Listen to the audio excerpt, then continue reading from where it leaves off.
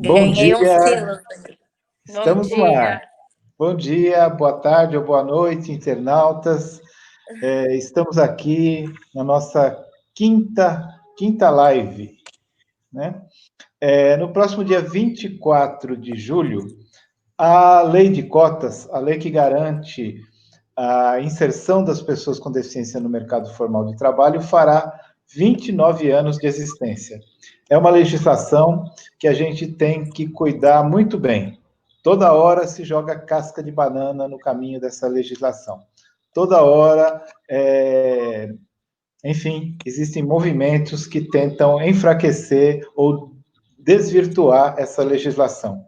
E a nossa luta cotidiana, o papel da Câmara Paulista para a Inclusão no Mercado Formal de Trabalho é fortalecer essa legislação e possibilitar a inserção com dignidade das pessoas com deficiência no mercado de trabalho.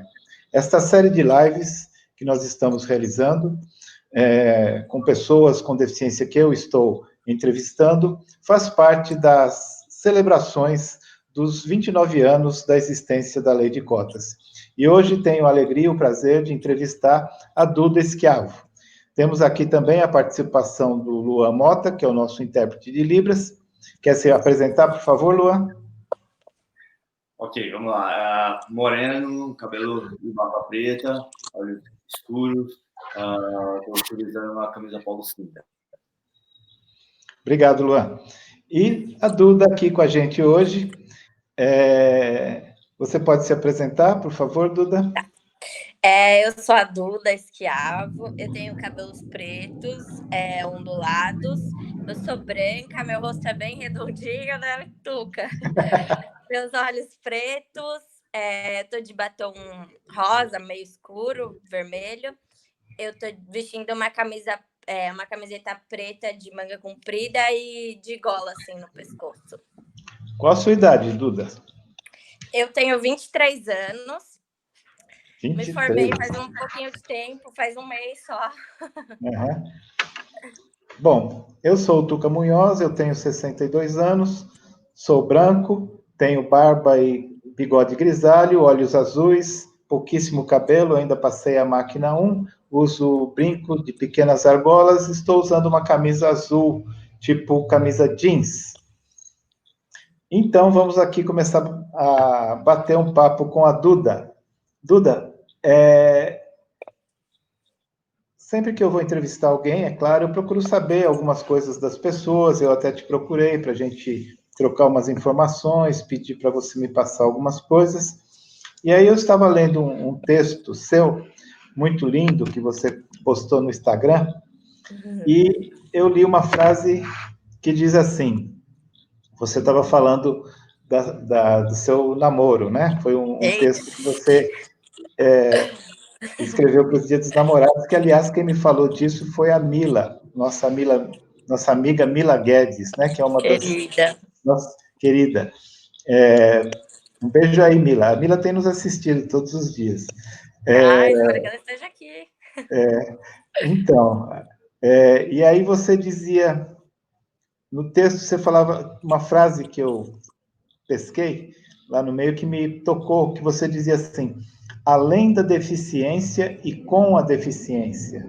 O que você quer dizer com essa frase? O que você quis dizer com essa frase? Além e com a deficiência. Primeiro, faltou na descrição, né? Eu tenho uma deficiência física no braço direito, tenho um bracinho menor e uma mãozinha diferente. E quando eu falei isso, na verdade, é porque eu acho que a gente não quer ser visto só além da deficiência, né? Não só visto como uma pessoa, né? A gente traz muito as pessoas só me enxergam a partir da deficiência, só enxergam a minha deficiência, a minha limitação, e não enxergam quem eu sou, enfim. Mas eu acho que é mais do que isso, né? Enxergar a pessoa que eu sou, mas a deficiência faz parte de quem eu sou, né? Não tem como separar a Duda e o bracinho. Ele faz parte do meu corpo, ele faz parte da minha história, ele faz parte da minha trajetória como profissional, ele faz parte da minha trajetória, né, como ser humano. Então, eu acho que foi justamente sobre isso. Eu não acho que eu quero ser vista só além da deficiência, mas também que minha deficiência ande comigo lado a lado, porque ela faz parte, né, do meu corpo e, enfim, de tudo. Eu sou ela, né? Então não tem como separar. É interessante isso. Eu não sei se eu faço uma relação correta, mas às vezes quando eu ouço falas como a sua, que é, aliás, muito bacana, eu me sinto muito, me identifico muito com isso, que acho muito legal. Às vezes me parece que esse tipo de fala, e me corrija, se contrapõe à fala da superação, né? Sim, com certeza. Eu estou interpretando corretamente? Sim, com certeza, porque por muito tempo, né, eu ouvi assim, ai, você é um exemplo de superação, porque você conseguiu lidar com isso de uma forma muito boa. Mas eu acho que foi uma trajetória, né, um caminho de autoconhecimento que eu percebi que, na verdade, eu não superei. Sou eu, sabe? Eu nasci com a minha deficiência, ela faz parte de mim. A gente viveu tudo isso juntas. Então, de fato, vai, né, o oposto do exemplo de superação. Eu não superei minha deficiência, eu abracei ela e eu vivo junto com ela, porque ela faz parte de mim. E desculpa. E é isso, acho que é um caminho de identidade, né, que eu encontrei. Eu quis me encontrar na deficiência. Me parece, às vezes, Duda, você falando assim, eu vou aqui te ouvindo e refletindo, que quando a gente fala dessas duas concepções, da superação e do abraçar a deficiência, o que me ocorre pensar é que, ao se falar em superação, é um discurso confortável para os não deficientes. E ao se falar em assumir a deficiência, é um discurso que incomoda os não deficientes, porque eles querem que a gente supere, como se esquecesse, como se não assumisse a deficiência. E a sua fala me parece muito me parece, não, é com certeza, de assumir a deficiência, né? E você até usou o termo abraçar, que é mais interessante ainda, né? Eu vejo esse discurso de superação, Tuca, como uma forma de justificar o porquê aquilo é diferente, sabe? De diminuir aquilo, né? A pessoa tem uma deficiência, mas ela superou. Então, eu posso superar o fato dela ter uma deficiência também, sabe? Acho que é uma forma de colocar a deficiência de lado e silenciar ela e colocar como algo tão triste e miserável que a gente precisou superar. Então, a gente não precisa falar sobre isso, a gente não precisa encarar, a gente, sabe, é um assunto morto. E não é isso. A gente tem que falar sobre a deficiência, a gente precisa colocar ela para fora, né? Eu acho que a gente vive hoje em dia um contexto, né? Principalmente a minha geração, de tanta personalidade, a gente está vendo tanta identidade aí na internet. O Instagram faz muito isso, né? A gente vê o movimento racial, o movimento feminista crescendo muito na internet, e eu vejo um movimento de procura mesmo, da gente tentar se colocar dentro de identidades que façam sentido para a gente. E eu acho que a deficiência ficou muito tempo silenciada nessa ideia de superar, né? E hoje em dia o que eu tento trazer, né, vendo tudo isso, é que não, a deficiência faz parte de mim, eu sou ela e além dela, né? Igual meu cabelo é preto, eu sou ele também, mas eu tenho outras coisas em mim.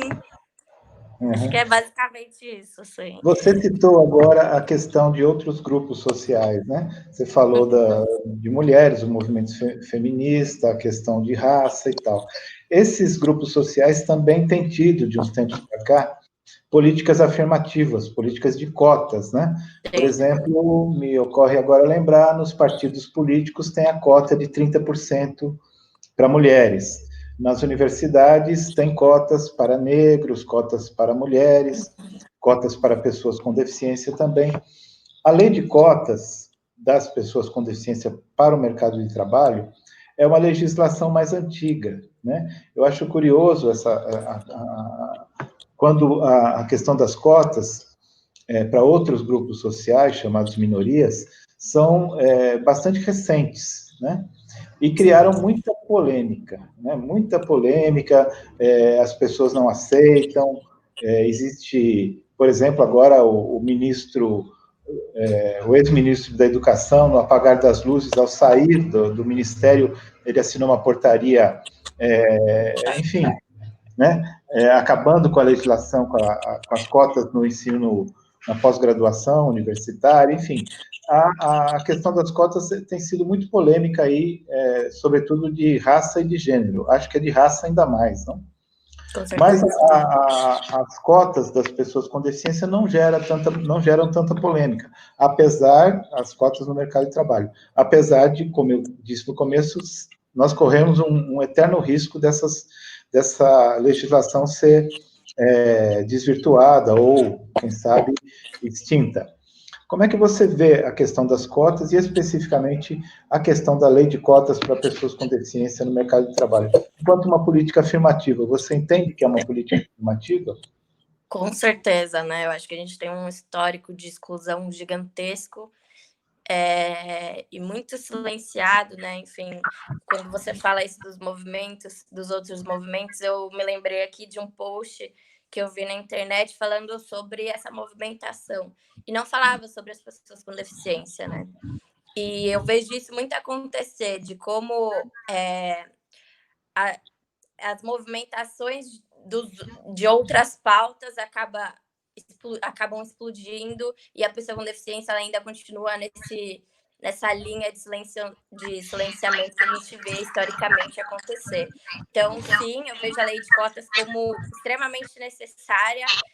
Não dá para a gente falar de inclusão e acessibilidade se as pessoas com deficiência não estiverem dentro dos espaços, né? Então, eu vejo como um caminho para a gente se colocar dentro dos espaços e aí sim abrir um grande diálogo do que é a pessoa com deficiência e o que é a inclusão com a gente dentro do debate. Você está atualmente empregada? Você trabalha, Duda? Sim, eu estou na Natura, na área de marketing de produto, em perfumaria. Você está trabalhando, você está na cota da Natura ou Sim, tô. está na cota, né? Uhum. É interessante. Isso é muito, de fato, essa exclusão histórica que nós, pessoas com deficiência, temos é um fato, né? Sim. E é interessante, gostaria de saber a sua opinião sobre isso, porque quando a gente discute cotas da questão de gênero, né, da questão de mulheres, as protagonistas dessa discussão são as mulheres. Quando a gente discute cotas de raça, os protagonistas dessas discussões são as pessoas negras, os indígenas, né? Mas eu tenho visto a discussão sobre cotas de pessoas com deficiência, eu participo de muitas reuniões, enfim, nem sempre, ou na maioria das vezes, não tem as pessoas com deficiência como protagonistas, né? São pessoas sem deficiência que discutem a questão das cotas. Você já deve ter ido a reuniões, não sei se você frequentou as reuniões, por exemplo, da Câmara Paulista ou de outras organizações, onde a presença das pessoas com deficiência é minoritária. Como é que você vê isso, né? Como é que você, enfim, cara, essa situação? Eu concordo 100% com você. Eu acho que a gente ainda está num caminho, né, enfim, muito... que a gente ainda segue nesse silenciamento, né, Tuca? Eu percebo muito isso na internet, sempre trazendo, né, a minha visão a partir da minha geração, porque a gente preza muito pelo local de fala, mas quando a pessoa com deficiência, eu acho que a gente está muito atrás ainda em relação a isso. Ainda tem a imagem de quem tem que falar pela pessoa com deficiência é o pai, a mãe, o médico ou o chefe, né? Nunca ela. E com certeza eu já vi muito isso acontecer, enfim. E como eu disse e repito, eu acho que a lei de cotas é um agente para mudar isso estruturalmente e trazer a gente para o debate, né? Eu acho que, claro, existem outras formas para a gente também fazer isso, incentivar isso, mas eu vejo a lei de cotas como um grande incentivador para mudar essa estrutura. Como é que você, no seu trabalho, na experiência profissional que você tem tido, apesar de tão novinha, mas você sentiu preconceito? Como é que você sente esse olhar? Então, eu falo que eu estava pensando nisso hoje de manhã. Eu falo que eu sou extremamente privilegiada nesse sentido, porque eu tive a oportunidade de escolher, né? Então, eu trabalho agora na Natura e eu trabalhava no Instituto Modo Parités com a Ivone, e são 2 lugares assim incríveis e que eu tive a oportunidade de escolher e ser escolhida, né? Não só escolher. E foram lugares, são lugares, né, de muita recepção, enfim, de um canal aberto para poder falar sobre o que eu acho, enfim, o que pode vir a acontecer. Então, eu fui muito privilegiada nesse sentido, de estar em lugares que a deficiência é um assunto até hoje, né? Que eu posso falar. Mas na vida, obviamente, eu sofri preconceito, mas no trabalho, hoje em dia, eu não posso dizer isso ainda. Então, nos seus textos, nas coisas que eu tenho lido de você e do que eu tenho te acompanhado, você fala bastante sobre capacitismo, né? Por isso que eu te perguntei em relação aos preconceitos, né? Quando você fala em capacitismo, imagino que você olha ao seu redor, vê as relações sociais, as outras pessoas com deficiência e também a sua experiência pessoal, né? Nesse Sim. sentido, como é que o que você nos fala sobre o capacitismo, em termos dessa... porque o próprio termo capacitismo é muito interessante, ele tem sido usado há pouquíssimo tempo. Eu acredito que de uns 5 anos para cá, no máximo, é que tem surgido esse termo capacitismo. Eu acho muito, muito bom isso, muito positivo, porque as palavras, elas, enfim, descrevem uma realidade, né? Sim, Uma realidade que, como você falou há pouco, escondida, né? a gente precisa dar nomes. Exato, precisa dar nomes e um nome foi dado, né? É interessante que um nome foi dado e pegou, né? Quer dizer, se o nome foi dado é porque a realidade existe, né? O nomeado existe, né? E o que é, então? Como é que você me vê e o que você me fala sobre essa questão do capacitismo? É que sempre que eu vou falar de capacitismo para alguém explicar, né, a minha percepção sobre isso, eu falo sobre, assim, o capacitismo não é você ir lá direcionalmente falar para a pessoa, olha, você é um aleijado e você é um bracinho, não sei. Não é isso, né? É uma violência direcionada. Eu acho que a nossa sociedade ela é capacitista estruturalmente quando a gente olha para o nosso meio social e não tem uma pessoa com deficiência. Quando a gente pensa na nossa casa, e eu estava pensando isso esses dias, e a gente não pode receber uma pessoa com deficiência. A gente olha para o nosso trabalho e a gente não tem como contratar uma pessoa com deficiência. Né? A gente olha para uma pessoa com deficiência e não consegue sentir afeto por aquela pessoa, para ser amigo, para se relacionar. Enfim, e quando você falou, né, que o histórico da pessoa com deficiência é um fato, de fato é um fato, mas para a gente, né, eu não acho que isso seja explícito, né? Eu olho para todas essas movimentações, principalmente na internet, que é um meio que eu sou muito presente, e se fala muito, né, de várias situações históricas que a gente passou e a pessoa com deficiência ainda silenciada, né? Pouca gente sabe que o capacitismo se deu de uma forma estrutural. Então, pessoas foram assassinadas, né, por terem deficiência. E as pessoas não têm essa consciência de que isso aconteceu. Então, é um fato, mas eu não acho que ele está sendo visto.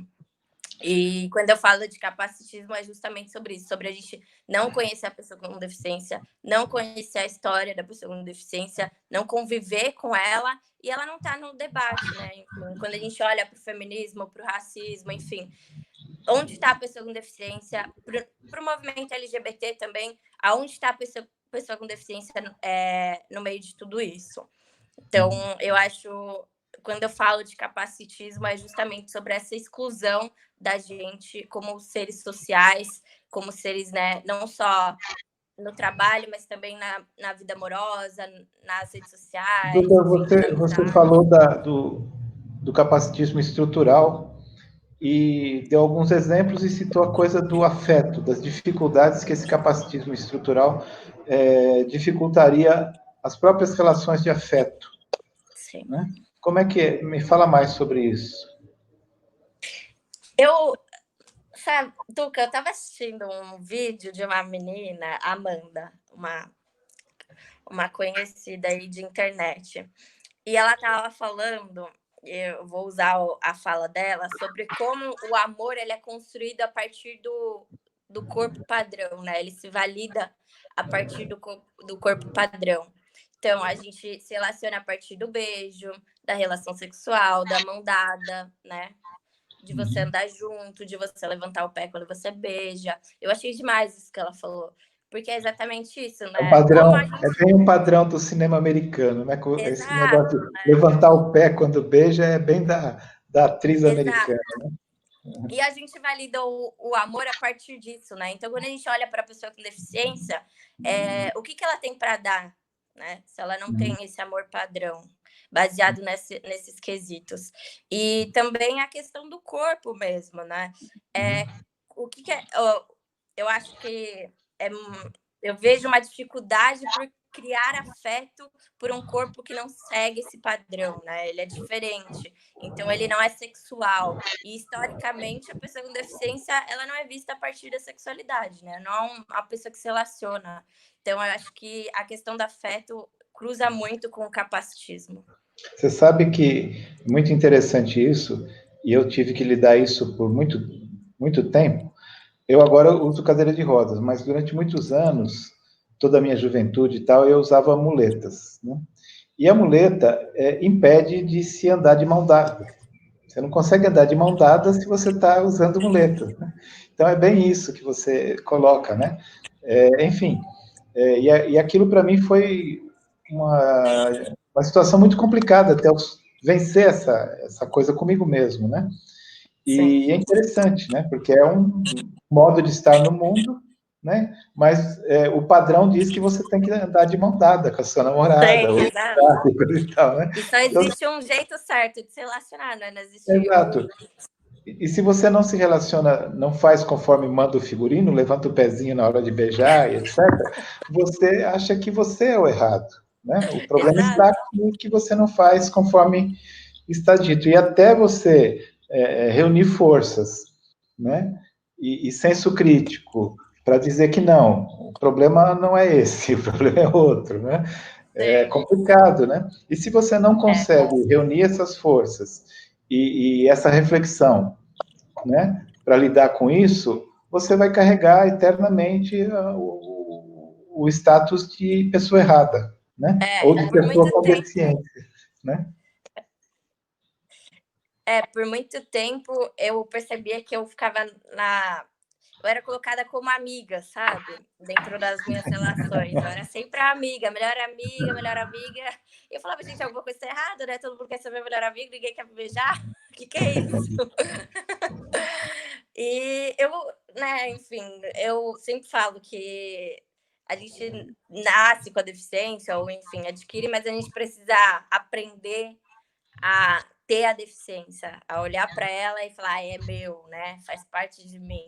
Então, acho que eu passei por todo esse processo. Muitas vezes eu achava que, meu Deus do céu, alguma coisa está errada comigo. Mas eu não entendia que isso fazia parte de toda uma estrutura, né? Enfim, e não era comigo, era com a deficiência. Enfim, hoje eu olho para isso de uma forma muito mais crítica, mas é um processo. Essa coisa que você fala, que eu acho muito interessante, a deficiência é minha. Ela é minha no sentido de uma posse positiva, né? De fazer disso uma coisa boa, positiva. Me lembra muito a frase famosa do movimento negro americano, Black is Beautiful, né? Que sempre foi dito, negro é feio, não é? Aquela coisa toda que a gente já ouviu, cabelo ruim, os padrões de beleza e tal, até que um dia, né, essa coisa de reunir força, refletir, reunir reflexões e falar, não, Black is Beautiful, né? Não, a deficiência é minha, não tenho nada que superar, ela é minha, ela faz parte de mim, né?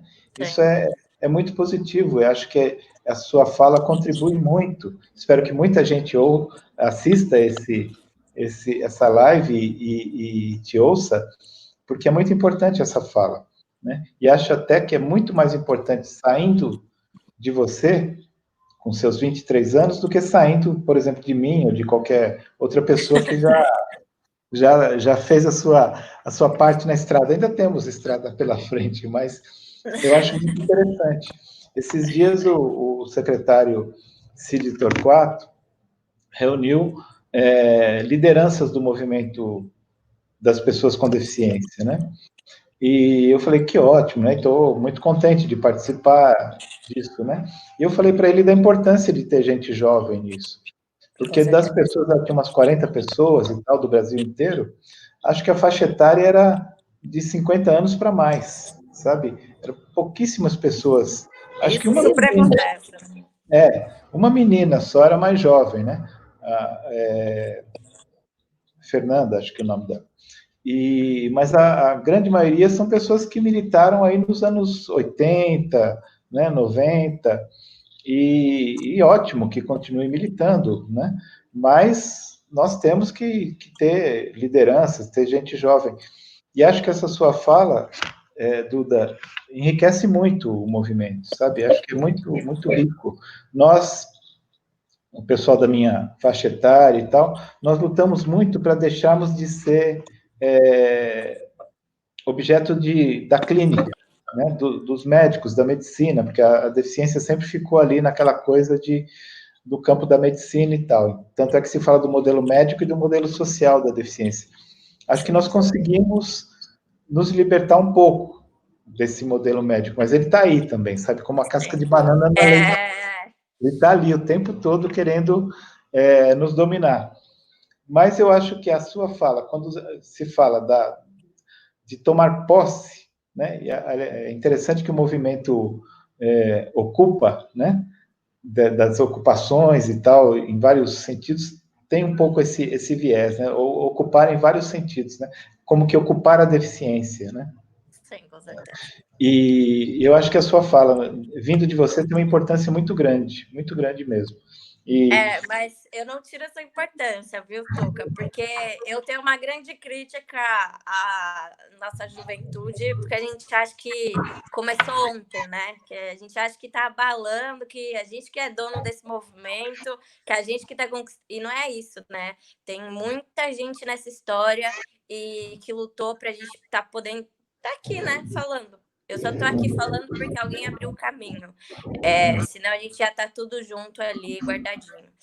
Então, a minha fala hoje se dá porque vocês permitiram, e eu acho que a nossa geração ela precisa, né, olhar para tudo isso e ver a importância, né, da gente seguir com força e também zelar por essa história que foi conquistada, não foi de mão beijada, não, né? Então, se eu tô falando é por causa de vocês.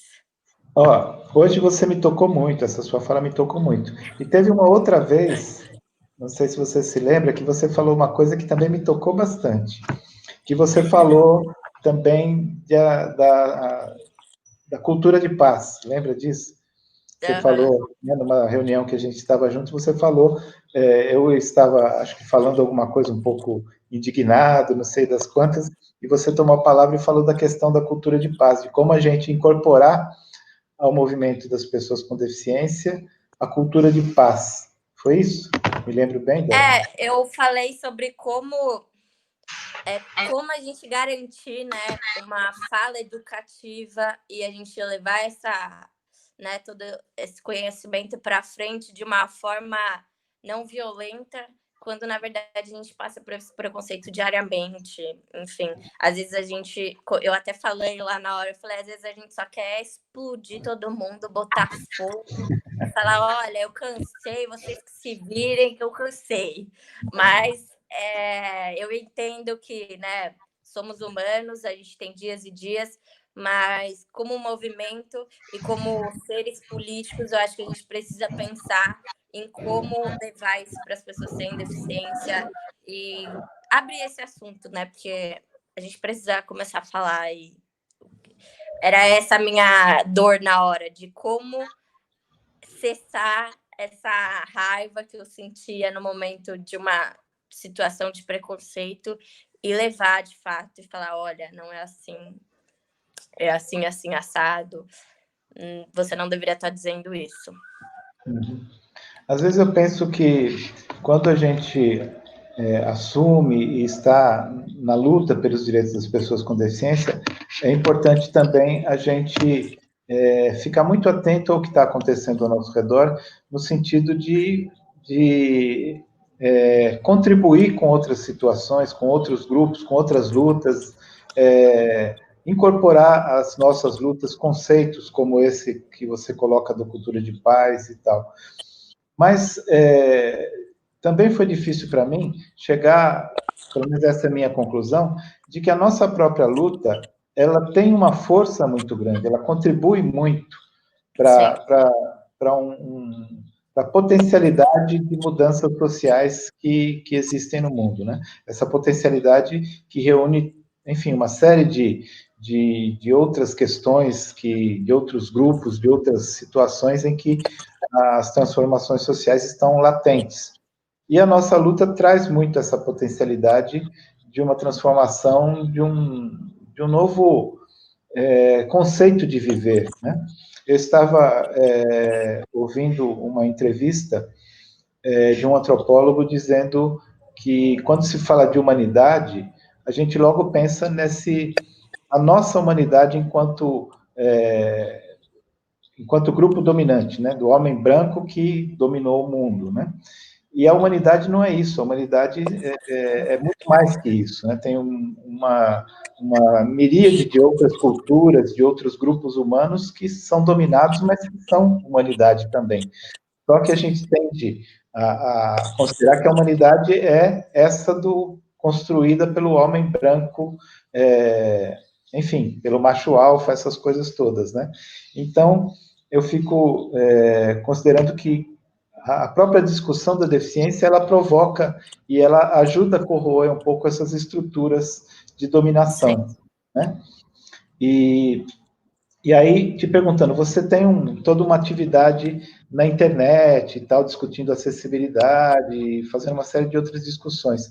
Como é que você considera que essas suas discussões podem contribuir para, enfim, uma nova ordem social ou uma desordem social? Ai, mas aí é muito chique, né? Muita responsabilidade para mim. Será que eu consigo, Tuca? Mas é um sonho, né? Com certeza é um sonho. E espero que a gente alcance em algum momento e de alguma forma. Eu me coloco muito como uma pessoa para provocar, sabe? Eu acho que eu quero colocar a pulga atrás da orelha, porque eu acho que as pessoas sem deficiência, elas não param para pensar nas pessoas com deficiência. Não é um assunto que elas chegam a pensar no dia a dia, né? Não olham para um espaço e pensam, putz, aqui a pessoa não conseguiria entrar. Então, eu me coloco nesse papel de provocar, de questionar, né? De colocar a pulga atrás da orelha para a pessoa passar a pensar nisso. Então, e eu acho que cada um é um pouquinho de agente de mudança. Então, né, eu tenho seguidores, eu não sou uma blogueira, né, de milhões de seguidores, mas eu tenho ali um grupo de pessoas que me segue. E eu vejo que tem gente de RH, engenheiro, gente de startup, enfim, de todas as áreas possíveis. E eu me coloco nesse papel de levar esse assunto para essas pessoas e elas levarem para o espaço delas, né? Se questionarem sobre o trabalho delas. Por que as pessoas com deficiência não estão naquele espaço? Por que aquele espaço não é acessível? Então, é essa missão que eu coloquei para mim. Uma coisa, sabe aquela cantora Linda Quebrada? Já ouviu falar? Né? Uma vez eu vi uma entrevista dela e ela dizia assim, que é muito difícil para um travesti sair de casa. Né? E é muito difícil também para uma pessoa com deficiência sair de casa. Com certeza. Né? Mas o que tem uma coisa a ver com outra? Na hora eu senti um impacto quando ela falou isso, né? Porque para as pessoas com deficiência também é difícil sair de casa. Mas você vê, as dificuldades são para ambos. Só que o travesti é morto, é assassinado. Eu não sei quantos são assassinados por dia no Brasil, né? Enquanto que nós, pessoas com deficiência, somos quase que, né, aqueles santinhos, os anjinhos e tal. Porém, é difícil sair de casa para ambos. Sim. Onde se encontra essa, ou desencontram essas dificuldades? Por que existe essa dificuldade? Onde elas se encontram? Você diz do travesti, da deficiência, ou da deficiência e o travesti separados? Não, porque eu entendo que é uma só dificuldade. São muito diferentes, mas acaba sendo uma opressão que vem da mesma raiz, né? Quando a gente estava dizendo dessa humanidade do homem branco e tal, né? São opressões completamente diferentes, né? Como você disse, o travesti, ele sai de casa, normalmente ele é expulso de casa, né? E torce para não ser morto na próxima esquina. E a gente não, a gente torce para um dia conseguir sair de casa, né? Para chegar à próxima esquina, né? Exato, para chegar à próxima esquina. E não só fisicamente, né, em relação à acessibilidade, mas também em relação à família, né? Toda essa cultura de não, pessoa com deficiência não é independente, é o anjinho, é criança, é infantilizado. Então, eu acho que são opressões diferentes, mas que se cruzam a partir do mesmo ponto, né? Dessa classe dominante que você fala, de por que esses dois grupos estão sofrendo. Porque a gente acredita nesse homem padrão, enfim, que só ele deve existir. E você falando sobre isso me trouxe muito a questão, né, de intersecção entre os dois movimentos. Eu descobri que interseccionalidade é um conceito do movimento negro essa semana. Eu usava e achava que... Mas, enfim. Mas você entendeu? Eu digo da intersecção de fato, né? Porque quando a gente fala de movimento LGBT, o travesti, ele tá preocupado em não ser assassinado, né? Mas e se for uma pessoa travesti e com deficiência, né? E aí são duas opressões de uma mesma pessoa. E eu acho que a gente precisa dessa visão para todos os grupos. E aí que eu entro falando sobre a necessidade da pessoa com deficiência estar no debate, para a gente entender que a gente parte de pontos completamente diferentes, né? Então, como é que a gente vai falar de sexualidade em relação à pessoa com deficiência, se a pessoa com deficiência nem é um ser sexual para a sociedade? Então, eu penso muito sobre isso. Estou pensando aqui sobre... Mas eu acho que é isso, Tuca. Esse tipo de reflexão e tal, você tem colocado nas redes sociais? Como é que ou que tipo de coisa você tem colocado e tal?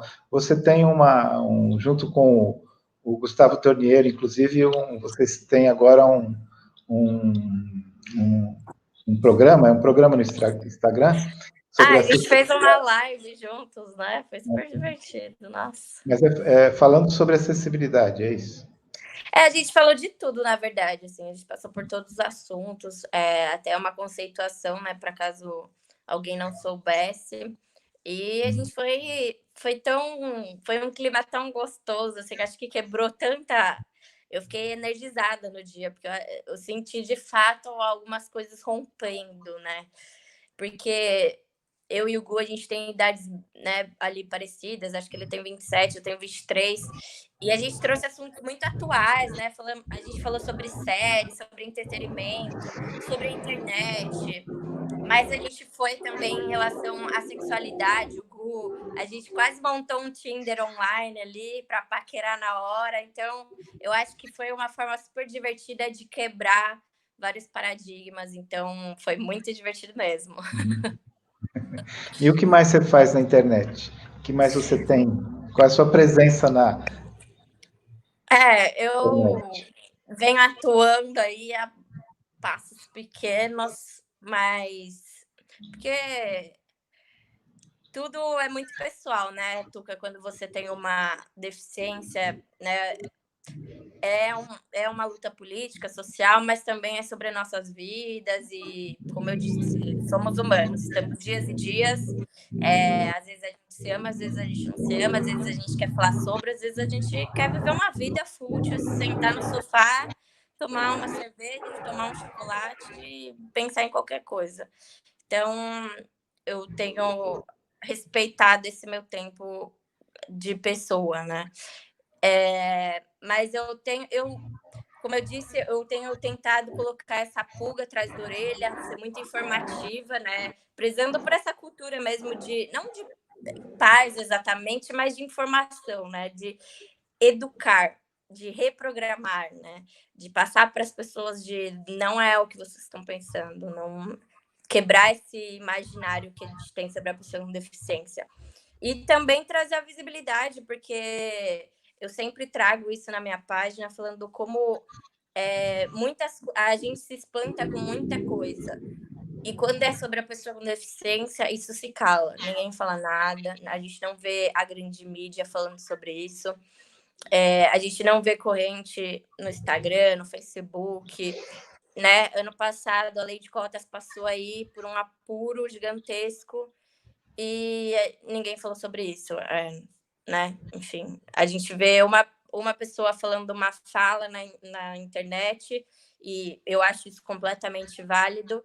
A internet explode, todo mundo para, mas aí quando a gente tem uma ameaça, uma ação afirmativa, né? Uma ação legislativa para proteger os nossos direitos, ninguém falou sobre isso. Então, eu me coloco justamente nesse papel de ligar o alarme e falar, olha, gente, isso está acontecendo, e mesmo que seja uma comunidade pequena, e causar um incômodo nessas pessoas para elas verem que nossos direitos também estão aí, também são caçados, também, né, a gente também está na luta para garantir eles, e existe uma estrutura trabalhando para continuar e nos manter excluídos, e que a gente tem todo dia que combater isso.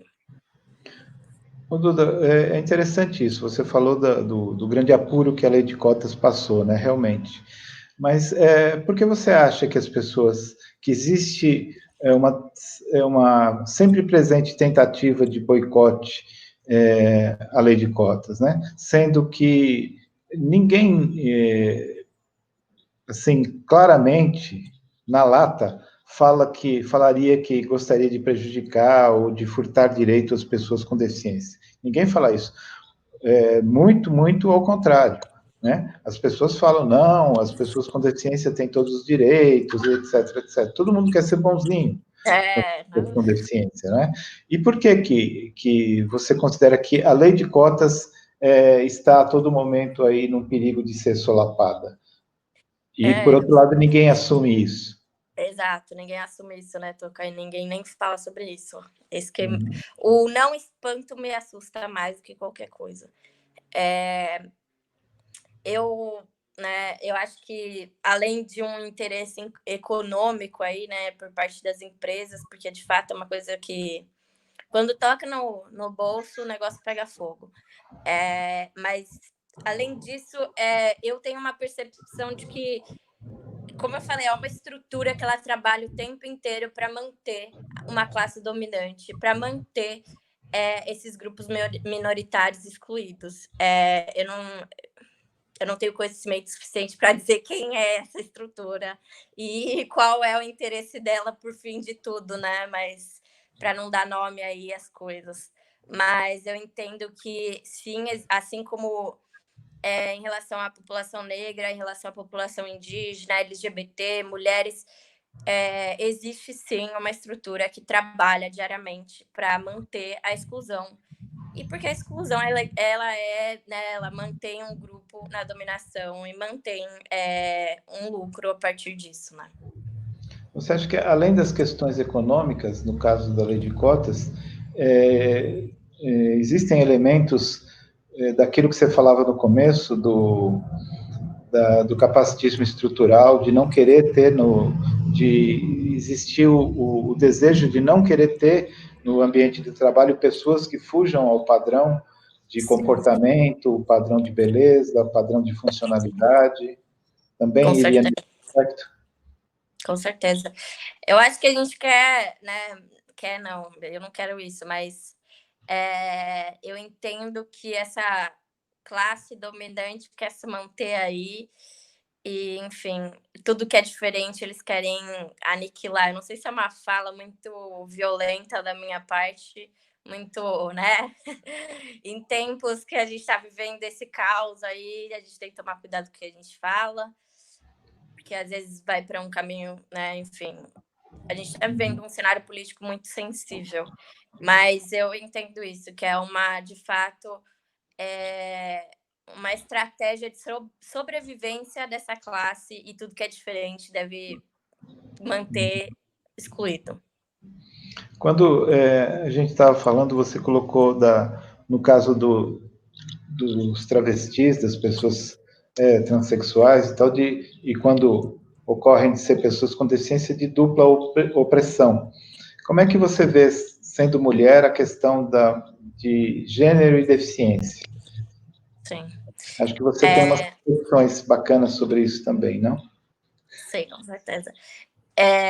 Eu sempre falo, Toca, que antes de eu ser mulher, e eu não acho que uma coisa exclui a outra, nem vem antes da outra, assim, diretamente, mas quando eu chego, a primeira coisa é a minha deficiência, não o meu gênero, né? Então, muitas vezes eu me vi em situações que era por causa da minha deficiência, não diretamente ao meu gênero. Mas, com certeza, as coisas se cruzam completamente, né? Então, a gente percebe como o machismo e o capacitismo, eles atuam juntamente em várias situações. Então, até nessa questão de relacionamento, muitas vezes eu senti um misto das duas coisas, né? Estar sendo oprimida por ser mulher e estar sendo oprimida por causa da minha deficiência, juntamente, né? E a questão também da autoestima, né? Eu acho que a autoestima cerca muito a mulher. E aí vem a deficiência junto, é uma mistura, uma bomba que haja terapia para lidar, né? Para se conhecer e se amar. Então, eu sinto que sim, a questão do gênero atinge muito a questão da deficiência. Uhum. Eu percebi muito. A adolescência é um momento que a gente percebe muito, né, essas coisas. Eu fico revisitando na minha mente. Uhum. Você falou da autoestima, como é que isso se deu? Como é que você, nas questões familiares, como é que foi a percepção da sua família, dos seus pais em relação à sua deficiência? Como é que isso se deu em termos de fortalecimento de autoestima ou não? Como é que vocês construíram juntos essa relação? Eu acho que o Vozes Femininas ele faz muito isso, né? De falar não só sobre a pessoa com deficiência, mas falar também sobre a mãe da pessoa com deficiência, porque é um assunto sensível, né? Eu não trago a questão de precisa superar, enfim, mas é um assunto sensível, né? A maternidade é um assunto sensível e que também precisa ser debatido. Então, aqui na minha casa, por muito tempo, esse assunto foi um assunto silenciado, assim, a gente não falava sobre, porque eu também não me enxergava. Eu acho que teve muito isso, de eu não enxergar que eu tinha uma deficiência, não perceber que aquilo fazia parte de mim e que implicava em algumas coisas da minha vida. Então, por muito tempo não se falou sobre isso, né? Não, a gente só não falava. E também eu ouvi muito, e eu acho que aí que veio o pulo do gato, né? Que por muito tempo na minha vida, eu ouvi assim: não, você não tem deficiência, você é uma criança completa, você é perfeita, para com isso, você é perfeita. E aí eu acho que aí foi a trocada, né, de chave da minha vida, de eu falar: não, eu tenho deficiência, ela é minha e ela pertence a mim, e acho que é por isso que eu tenho esse discurso hoje em dia. E eu vejo que na minha família isso causou uma movimentação de todo mundo reaprender a como lidar com isso, e entender que eu tenho uma deficiência e que isso implica em coisas. Então, não só eu descobri a minha deficiência, como minha família também descobriu o que é isso e o que isso poderia afetar na minha vida. Enfim, acho que foi uma grande movimentação. Como família mesmo, eu passei por uma situação de violência, não física, tá? Mas uma violência, um ataque na internet. E eu acho que foi aí que a gente se deu conta e se movimentou como família de mudar hábitos, de falar sobre, enfim, cuidar da minha saúde mental em relação a isso, para eu estar preparada para o mundo, né? Porque a gente não tem deficiência um dia, a gente tem deficiência o resto da vida. É interessante isso que você falou, no sentido de que a partir do momento que você assumiu isso, a sua família toda assumiu também. E é interessante como é forte quando você falou também que as pessoas diziam que você era perfeita, que você era completa e tal. Me ocorreu lembrar uma coisa que para mim é muito incômoda, eu não sei explicar bem, mas quando a gente vê uma moça grávida, uma mulher grávida, as pessoas falam, espero que nasça perfeito, né? Sim. Então, fala, caramba, mas o que é isso, né? De esperar nascer perfeito e tal. Então, eu sempre me ocorre que quando acontece de uma mãe, pais, não terem um filho considerado perfeito, como isso é impactante, né? Como isso é impactante e que sofrimento isso deve causar, né? Porque o tempo todo ouviu que tem que ser perfeito, tem que ser perfeito. Sim. Com E se não é saúde. perfeito, né? E aí, né? Como é que fica isso? Inclusive, à época, eu já fui coordenador da Pastoral da Pessoa com Deficiência e tem uma coisa muito forte no cristianismo dessa coisa de que isso teria origem num pecado, numa coisa assim. Nossa, é tudo muito negativo, né? Tudo muito negativo. Então, fora no caso de mães que consideram que fez alguma coisa errada, por isso que o filho nasceu assim, o assado, não perfeito, né? Então, isso é muito forte, cria um impacto muito grande e muitíssimo difícil de lidar, né? Eu acho que algumas famílias chegam a não ter estrutura para lidar com isso, né? Tanto é, E aliás, a igreja atua, né, Tuca? sim, Muito forte nisso. a Não gente quero ouve, a gente ouve falar questionar, muito mas de pais, homens que vão embora, que abandonam a família, a esposa e o filho, quando nasce uma criança com deficiência, né? Porque é um impacto muito forte, e aí o lado mais fraco, né? Que no caso aí é o homem, né? Não segura a bronca e vai embora, né? Então é muito complicado. Enfim, acho que você deve ter passado por situações assim, sua família, quer queira ou quer não, é um impacto grande, não? a minha mãe, eu não, né, não quero falar por ela, enfim, mas falando brevemente, ela conta, assim, das pessoas questionarem, né, o que ela fez para isso acontecer. E não é isso, né? Tudo pode acontecer, não existe um culpado e nem deve existir uma culpa, né? Uma pessoa, um corpo, ou enfim, uma pessoa que nasceu ali com uma característica. E a gente projeta, né, essa expectativa de que venha com saúde, que venha completo, que venha perfeito. Mas e se vier com uma deficiência? Então, o mundo acabou, deu tudo errado, alguém fez alguma coisa errada para isso acontecer. E não é assim, né? Existem corpos e corpos, pessoas e pessoas, e quem sofre nisso tudo é sempre a mulher e a mãe. Então, de fato, eu entendo que seja um assunto sensível. Não julgo como foi tratado, né? Eu acho que, Essa pelo esperança, contrário, minha mãe me deu muita independência, viu? Por isso que eu sou espoleta por aí. essa, digamos, esperança da perfeição é uma coisa interessante, porque quando ocorre de não acontecer, quando nasce uma criança perfeita, ela é da família, ela é do mundo.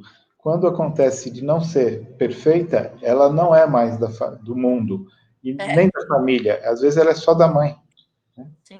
E fica, né? Tanto é que quando ocorre de serem crianças com deficiências mais severas, né, ela é a vida inteira da mãe, né? Eu conheço casos, acompanho muito isso, de situações onde a mãe e o filho, ou a filha com deficiência, ficam juntos a vida inteira, até que a mãe venha a falecer, normalmente ou fique bem velhinha, já não tenha mais condições de cuidado, mas a vida inteira aquela criança, e aí é uma exclusão interessante, como aí se junta novamente a questão de gênero e deficiência, porque aquela deficiência, ela passa a ser a opressão de dois seres, do deficiente e da mãe, né? Sim. É bem interessante. Né? E sempre, né, a mãe junto. Eu vejo que a gente precisa muito falar não só sobre a pessoa com deficiência, mas também quem convive ali, né? Normalmente é a mãe, né? Por todo esse histórico, não só do gênero, mas também da deficiência, dela ser sempre cuidada, enfim. E eu falo isso até dentro do meu relacionamento, que para você viver comigo, você vai viver com a deficiência e você vai viver com o capacitismo e, enfim, tudo que cerca isso. Porque no momento que eu for atingida, você vai ser atingido também, né? Eu falo isso pro Murilo. Quando eu sou olhada, você vai ser olhado também. Da mesma forma que alguém vai falar, poxa, essa menina namorando? Vão falar, nossa, esse menino namorando com ela? Salvador da pátria, né? Quem quis ela? Então, eu acho que é um assunto de interesse de todos, né? De todos que convivem e não convivem. Duda, quando você se apresentou, se autodescreveu, você falou do batom, né? Me maquiei para ter com você, hein, Tuca? Então, que bom. E você trabalha numa empresa que tem a ver com a coisa da beleza e tal. E aí, qual aproximação você faz entre beleza, que também é uma construção social, e deficiência, né? Que hoje é uma coisa que está sendo cada vez mais discutida, que eu acho muito, muito bacana, né? Essa coisa que tem a ver com o empoderamento da mulher e da mulher com deficiência, sobretudo nesse caso, do procurar essa coisa da autoestima, de se maquiar, de procurar roupas bonitas, e, enfim, mesmo não estando num padrão aceito de beleza, mas se importar para si, né? Como é que você vê essa coisa do embelezamento e da deficiência? Parecem, no senso comum, seriam coisas opostas, né? Sim, Eu vou usar uma frase da Isa Meirelles que ela falou essa semana, que a acessibilidade é você poder escolher o bolo de chocolate, né? E eu acho que é exatamente isso, quando a gente fala sobre beleza e deficiência. Então, você olhar para a mulher com deficiência, ou enfim, né, quem quiser usar, e dar a possibilidade daquela pessoa se autocuidar, né? Se enfeitar, passar maquiagem. E beleza tem tudo a ver com você se autoconhecer, se conectar consigo, e autoestima. Muitas vezes a pessoa com deficiência foi colocada ali, né, de escanteio, só como, vamos tentar fazer ela sobreviver, deixar aí, e uma hora vai, e é isso aí. E eu acho que a gente está mudando essa lógica, né, dando um novo sentido para a pessoa com deficiência. Ela é um ser social, ela trabalha, ela se relaciona, ela quer ser bonita, ela passa maquiagem. Calma aí, gente.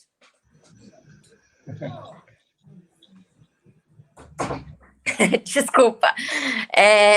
Ela passa maquiagem, então eu vejo o papel da maquiagem, do perfume, enfim, como um grande apoiador desse processo de autoconhecimento e, enfim, principalmente da mulher, que a gente sabe que a autoestima é um processo diário. E também uma forma de incluir, né, essa população, porque no momento que você olha para a população com deficiência como consumidor, você está incluindo ela na sociedade. Interessante. Bem legal isso. Nós temos só mais um minuto para conversar. A gente falando que impacto você acha, né? Voltando a falar um pouco da lei de cotas, aí numa perspectiva aí de mais 10 anos, sei lá. Como você acha que vai estar o nosso movimento? Como é que você acha que vão estar as pessoas com deficiência na perspectiva de trabalho, né? Eu acho que a minha visão é que vai mudar bastante para melhor, né? Se as condições sociais o permitirem, né? Espero, sociais e políticas, né? Mas uma coisa bem interessante, eu tenho visto muita gente jovem como você, que diferentemente de outras gerações de pessoas com deficiência, não tiveram ou tiveram com muita dificuldade acesso à educação, né? Então, é bem diferente. Hoje eu vejo, inclusive, já pessoas com deficiência nas universidades, refletindo sobre a questão da deficiência. Como é que você vê isso, a nossa perspectiva das pessoas com deficiência? Tuca, eu tô dividida, né? Porque eu acho que um lado a gente está meio desesperançoso aí, porque é de fato um momento político muito complicado, mas eu mantenho a fé. Eu acho que a lei de cotas ela atua assim perfeitamente no nosso movimento, na nossa história, e eu sou muito otimista em relação a ela. Eu acho que, né, a gente vai colher grandes frutos aí mais para frente, porque cada vez mais a gente vê as pessoas com deficiência habitando esse espaço, conseguindo, né, conquistar os seus direitos em relação a poder consumir, poder ter filhos, poder colocar filhos na faculdade, poder estudar, se formar, né? De fato, a gente está vendo muito mais pessoas se formando, e isso também vai, né, ser garantido pela lei de cotas, para a gente ver essas pessoas no mercado. Então, eu acho que a gente vai se encontrar em um cenário muito positivo, todos lá no mercado, trabalhando. E eu gostei do que você falou em relação aos estudos. Eu acho que tem uma super abertura da gente começar a olhar para a pessoa com deficiência, a estudar isso, como isso se dá na nossa sociedade.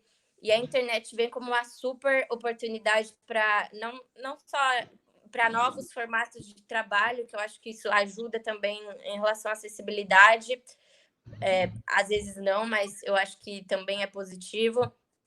Mas eu vejo também uma oportunidade como movimento da gente levar a palavra da lei de cotas aí para frente, levar a importância dela, passar isso para frente, e também passar o nosso movimento, aproveitar esse cenário esse cenário identitário, né, dessa geração, e construir a nova identidade da pessoa com deficiência. Que bom, muito legal. Parabéns. Obrigado, Duda. Obrigada a vocês. Nossa live chegou ao fim. Obrigado, Luan. Obrigado a Júlia, que está aí nos bastidores, no nosso apoio técnico. E convido vocês a acompanharem amanhã a minha entrevista com William Shimurra, que estará aqui com a gente. Então, até logo. Um beijo para você, Duda. Muito obrigada, gente, todo mundo. Obrigada, até a Câmara. próxima. Obrigada, Gil. Obrigada, Ivone. Obrigada, Luan, Tuca. Um beijo. Beijo. Espero que a gente se veja em breve. Nos veremos. Tchau, Até logo. gente. Tchau, tchau. Acho que ela saiu. E a gente está ao vivo ainda.